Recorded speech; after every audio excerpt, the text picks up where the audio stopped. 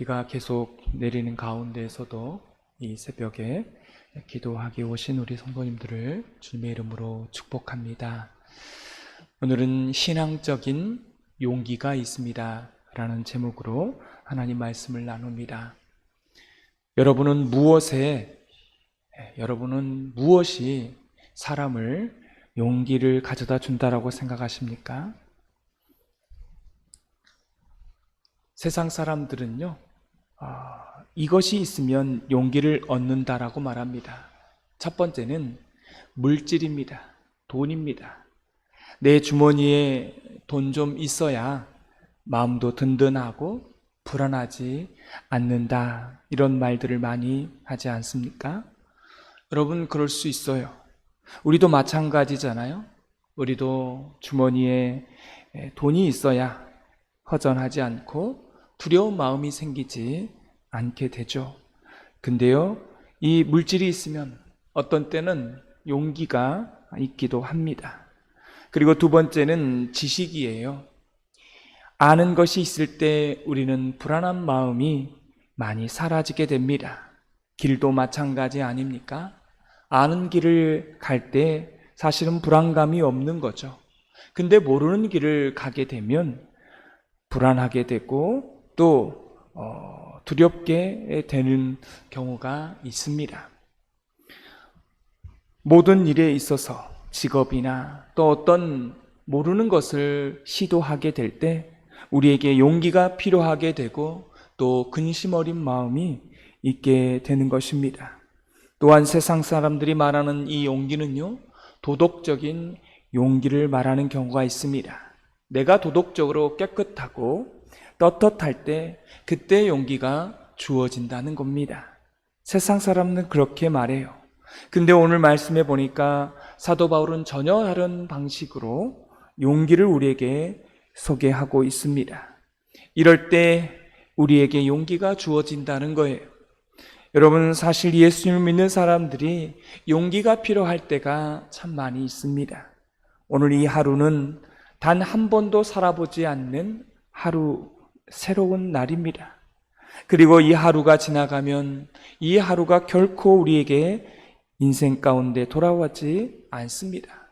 다시 말하면 오늘 우리가 사는 이 날은 미지의 날이라는 겁니다. 우리 인생도 마찬가지잖아요. 그래서 우리가 우리 인생을 함부로 그렇게 장담할 수가 없는 거죠. 누군가가 단 한 번도 가보지 않는 길을 내가 가는 겁니다. 왜냐하면 모든 사람의 인생이 이 길과 방향과 도식이 다 다르기 때문에 그렇습니다. 우리는 아주 독특한 존재입니다. 이 지구상에서 단 한 명밖에 없는 그런 존재로 태어난 것입니다. 그리고 그 누구도 살아보지 않았던 인생을 내가 가는 겁니다.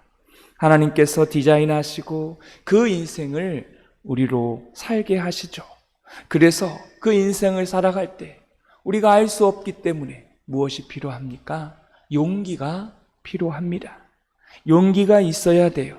매일매일 살아가게 될 때 힘을 내야 되는 근거가 있어야 된다는 것입니다. 오늘 말씀에 그러면 사도 바울은 지금 어디에 있습니까? 감옥에 있습니다. 감옥에 갇혀 있어요. 이 사도 바울에게 가장 필요한 게 있다라면 용기일 것입니다. 어려운 상황에서도 굴복하지 않고 당당하게, 담대하게 그렇게 살아갈 수 있는 그런 용기가 필요하지 않겠습니까? 사도 바울은 도대체 이런 최악의 상황 가운데에서도 이렇게 용기를 가질 수 있었는데 어디로부터 용기를 가질 수 있었을까요? 오늘 본문은 그걸 소개하고 있습니다. 오늘 첫 번째 말씀 19절을 다 같이 읽겠습니다. 이것이 너희의 간구와 예수 그리스도의 성령의 도우심으로 나를 구원에 이르게 할 줄 아는 고로. 아멘. 여러분, 여기에 이런 의미가 있습니다. 기도 응답을 믿는 사람.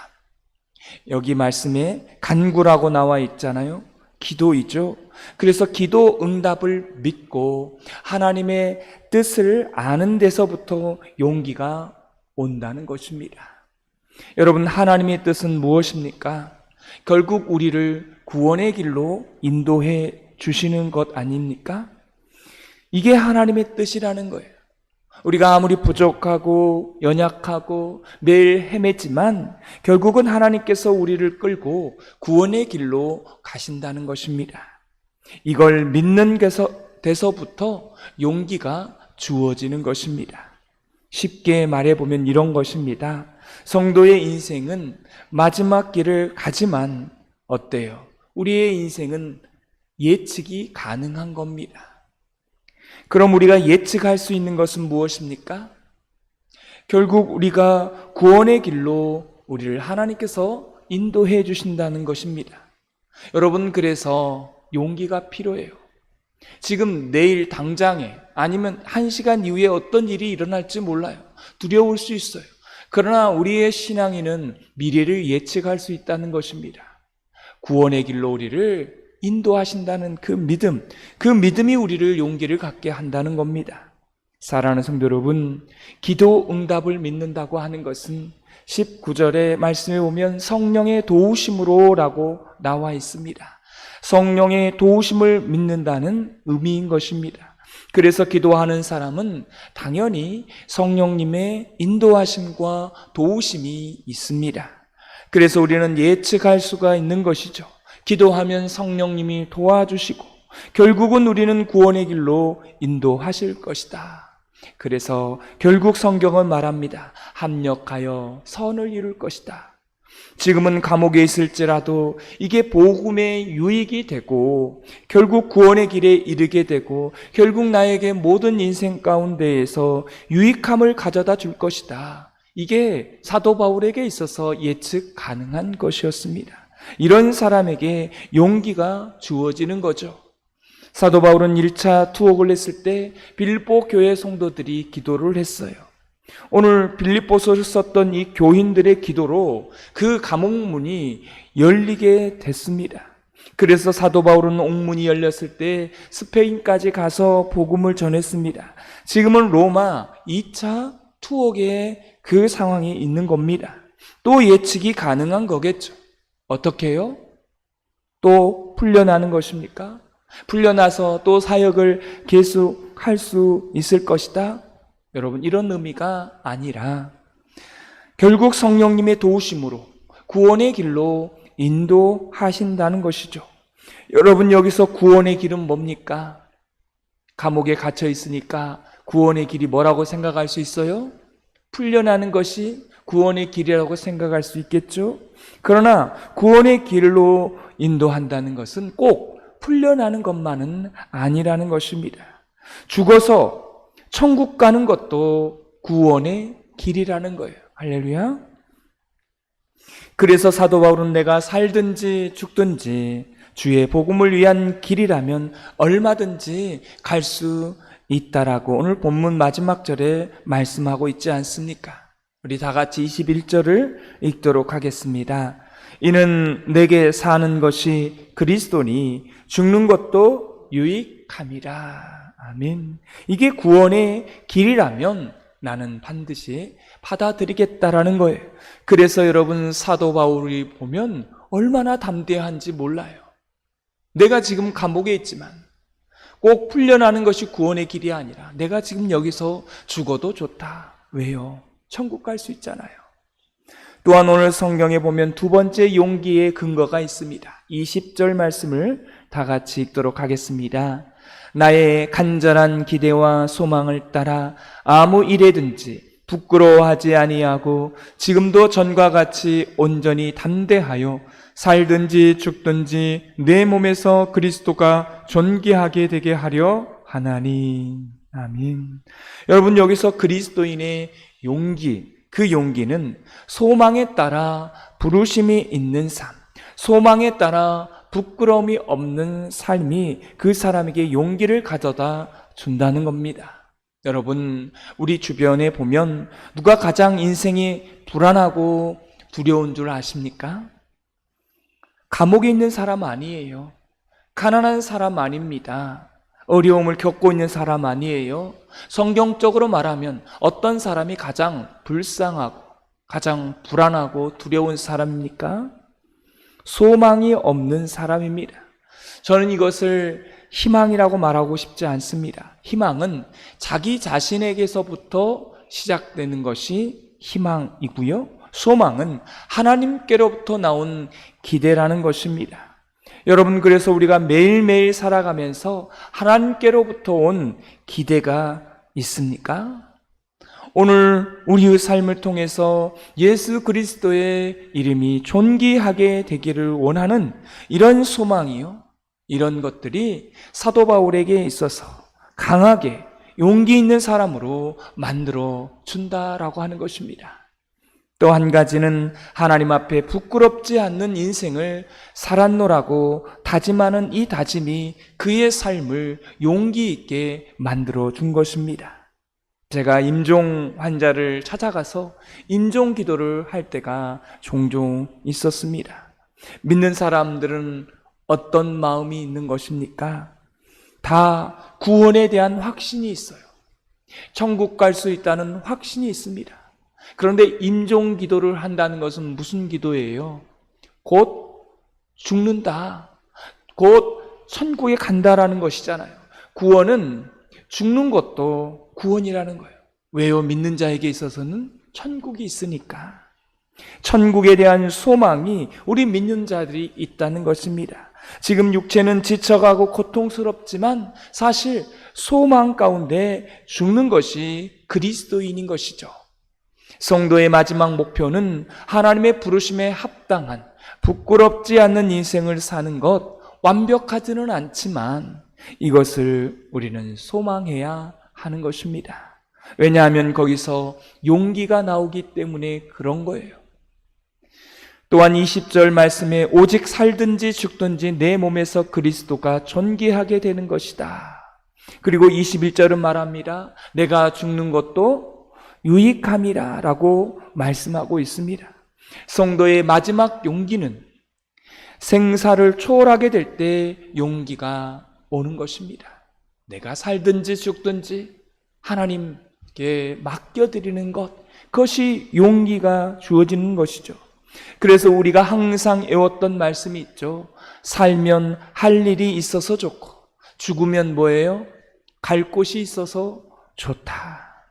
그리고 오늘 주님께서 오늘 저녁에 부르셔서 우리 가운데에 오늘 저녁에도 우리를 부르셔도 사실 우리는 아쉬울 것이 없는 것이죠. 그렇죠? 아쉬울 것이 없지 않습니까? 이 세상이 아무리 즐겁고 평안한다고 하지만 천국보다 즐겁겠습니까? 이 세상이 아무리 좋다고 하지만 천국보다 좋겠습니까? 다 아프고 다 어려움이 있어요. 저도 아픈 데가 있습니다. 젊지만 아파요. 너무 여러분들 고통스럽고 너무 힘들면 어떻습니까? 아파가지고 너무 아픈 거예요. 죽도록 아픈 거예요. 그럼 어떤 기도가 나오는 겁니까? 빨리 이 육체의 고통을 끝내달라고, 빨리 하나님 앞에 가게 해달라고 기도하지 않습니까? 성도들의 마지막 죽음의 모습을 보면 꼭 기도하는 게 있어요. 무슨 기도입니까? 하나님, 고통 없이 죽게 해 주십시오. 이런 기도를 하지 않습니까? 여러분, 모세를 보세요. 이 모세는 40년 동안 이스라엘 백성들을 광야로 인도한 사람입니다. 대단한 사람이죠. 근데 율법을 상징하는 사람이기 때문에 하나님께서 느보산에 올라가게 하셔서 가나안 땅을 다 보여주고 말합니다. 너는 여기서 죽으라. 기가 막히죠. 자기 일생을 다해 가나안 땅을 향해 왔는데 느보산에 올라가게 해놓고 또 보여주잖아요. 보여주지나 말지 다 보여줘요. 그가 소망했던 땅이니까 보여준 것이죠. 그가 그렇게 말을 하죠. 그에게 우리 하나님께서 말을 합니다. 너는 여기서 죽으라. 그리고 너의 무덤도 없앨 것이다. 근데 기가 막힌 것은 모세가 이걸 어떻게 합니까? 받아들입니다. 거부하지 않아요. 왜요? 성경에 거부한 내용이 없어요. 이걸 다 받아들인 것입니다. 너의 흔적조차 내가 지워버릴 것이다. 왜요? 요단강 죽음의 강을 건너 가나안에 들어가는 것은 율법으로 들어가는 것이 아니라 예수님의 은혜로 들어가는 것이라는 것을 보여주기 위해서 너는 여기서 죽어야 된다. 너는 율법의 상징이니까 여기서 죽어야 된다. 그때 만약에 모세가 사도 바울이었다면 오늘 본문의 말씀처럼 이런 말씀을 할 거예요. 내가 죽는 것도 유익함이라 이렇게 하고 죽었을 것입니다. 여러분, 내가 꼭 살아야 된다? 묻습니다. 주님께서 왜 꼭 네가 살아야 되냐라고 묻는다면 여러분 무엇이라 대답하겠습니까? 그러잖아요. 우리가 죽게 되면 좀 살려주십시오.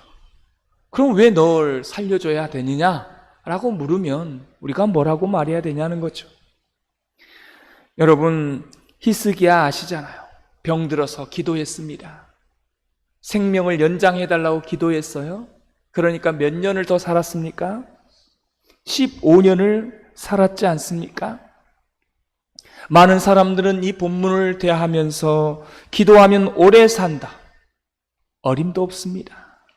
여러분, 그 얘기를 하고 싶었던 게 아니라는 거예요. 기도하면 생명을 연장해 주니까 바로 이 히스기야 말씀을 우리에게 주신 게 아니에요. 히스기야의 15년의 연장은요, 다 이유가 있습니다.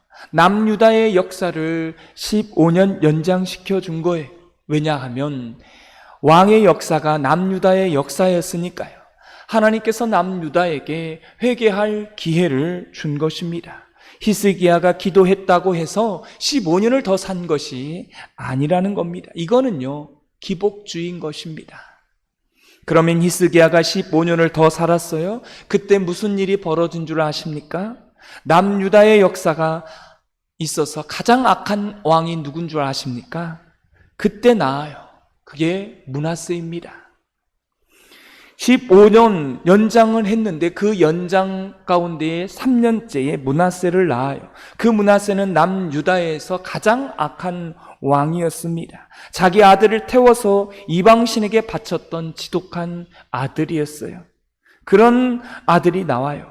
그리고 더 놀라운 것은 히스기야 교회 말년 가운데에 또 히스기야가 우상 숭배에 빠집니다. 다시 말하면 그 연장된 시간이 그에게 헛된 시간이었다는 것입니다. 만약 그때 죽었더라면, 일찍 죽었더라면 므낫세가 태어나지 않았을 것이고요.